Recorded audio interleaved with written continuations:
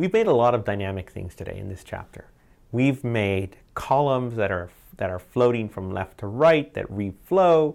We've had dialog boxes. We've actually done so much. We've actually done transparencies and opacities. We've actually had a lot of fun. The last thing we want to work with is actually bringing life to that old standard thing that's on every page, the button. And this is where we now start using things like anchor links, the actual button code, to actually make things start coming alive and really make them dynamic. What is one of my favorite parts of this tutorial is the ability to actually take things and let's make them and break them apart into something you wouldn't normally expect. Again, just like my columns and the positioning, we're going to leverage a lot of this to make some really engaging pages. I've cleared out our sample. Again, this is looking like a pretty small page template with nothing on it. But really, you know what? We're building up on top of this example over and over and over again. So what I'm going to do in my HTML is I'm going to add some really basic links. I'm going to call it link 1. Again, always close my tags. Link 1, link 2, link 3. Again, really, really simple links. We're going to take a look at them on the page. Nothing sexy. We've even changed some of the colors if I remember. So let's take a look at what this looks like. Here's these 3 fancy links. I know we did font face in our last chapter. We changed the color, but I really want to make these sexy. And one of the things about this is I also want to make them clickable. One of the things about buttons is really making a large hit area, especially as we get to mobile and tablets. It's all about the hit area and being able to put your finger and your thumb on it. And it's also not being able to hunt and peck. A lot of times what happens, especially if you're using fonts, what buttons do is they actually only make the active area the text. Not really the most amazing thing ever, but we really want to make these dynamic. So the first step is let's start thinking about what to do with these buttons. And what if I actually take these buttons and throw them all over the screen? How might I do that? Well, in the last sections, we learned about positioning. We learned about positioning absolute, positioning fixed. What if we actually do that to these buttons? So one of the things I might do, just to help us out here, is I'm going to actually add an ID to these. And I'm going to call it B1. I think I could have made something a little bit more interesting, but let's use this for samples. B2.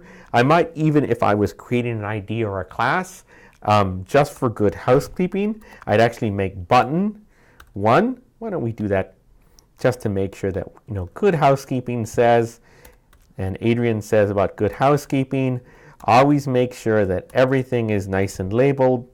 Let's take our IDs. Let's go back to my main.css. Let's actually make a brand new section called buttons. I'll create an ID. Let's make sure that Adrian's got them working because you never know. I always have fun with these. Let's make these yellow. I save them. I hit reload and now I have a yellow button. So again, I'm starting to make them pretty sexy, pretty interesting. Everyone's going to want to click on these. But you know what? How about we do something red? How about we make this green? We did a little RGB here. We reload the page. Again, not the sexiest of buttons, but let's take them and blow them away. Let's actually start adding some positioning to them. So let's go position. Let's maybe even make these fixed so that they live on the page. Again, I can copy these. I can actually use my trick where I actually made button, comma 1, button, comma 2, button, comma, and then put them in there. So we might actually use that trick. But for right now, I'm just playing with these. I'm going to use left. I'm going to use top. I might even use bottom if I want.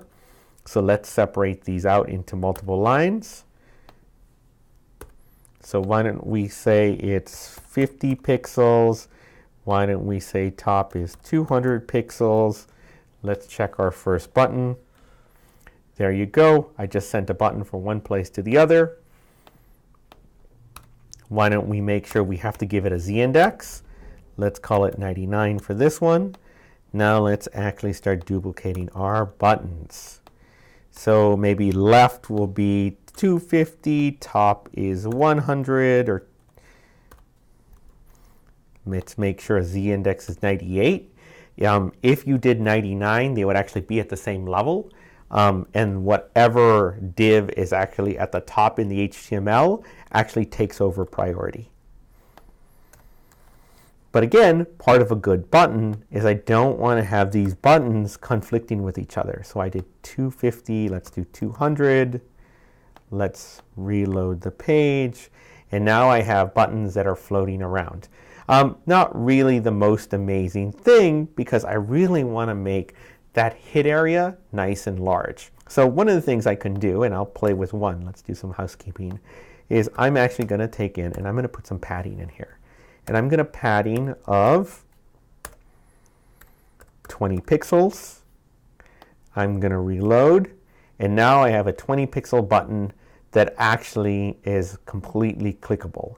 This is actually surprising because one of the things that happens is on prior versions of browsers, if you didn't use the code display block, what would happen is this code right here, this actually area and padding, wouldn't be clickable. So that's one of the things, again, I have loaded in the newest version of Chrome.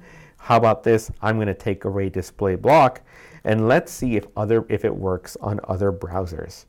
So now let's go back to Firefox. I'm actually in Firefox. Let's go back here, reload the page. This is clickable as well. Let's reload the page, and these are clickable as well. I'll bet that if I went to IE, that some of this stuff actually might not work.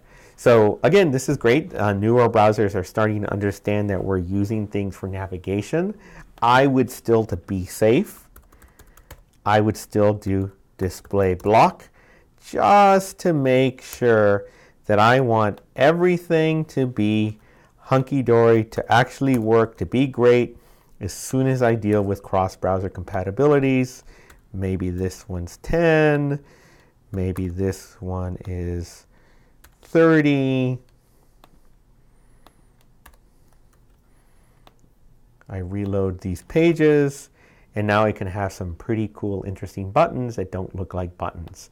And if I really wanted to, what I could do is even add some rounded corners, or even some background images. We'll talk about that next.